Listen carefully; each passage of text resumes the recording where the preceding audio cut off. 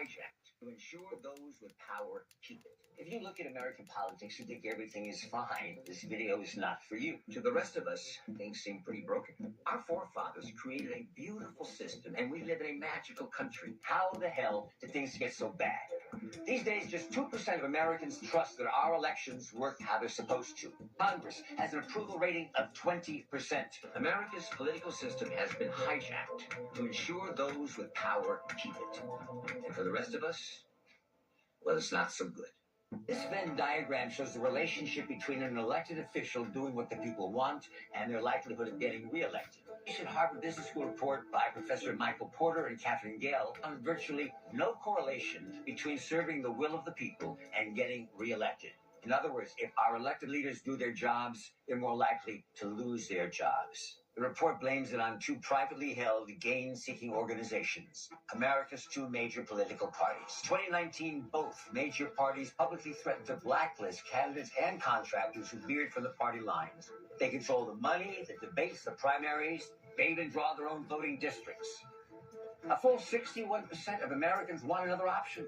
But any third party or independent who runs is seen as a spoiler. So year after year, we choose between the lesser of two evils, Democrats, Republicans, Democrats. In any other environment, a new competitor would swoop in to better serve their constituency. You hate your cable company? Here comes streaming. But the two parties have rigged the system to block competition. But it gets worse. In 86% of House races, we now know which party will win the general election before it even starts. That means all of the competition is in the primaries, where as few as 14% of voters participate. And primary voters tend to be more partisan than those who vote in a general election. So the most partisan candidates win the primary, they're virtually guaranteed to win the general, so you can guess what happens next.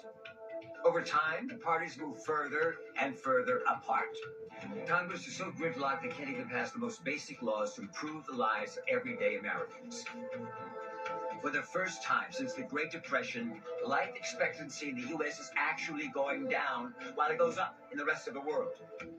We need to take our government back and make it work for us. So much of what's failing is a symptom of our failed elections. This isn't about giving power to the right or to the left or asking Congress to fix itself, because frankly, they won't.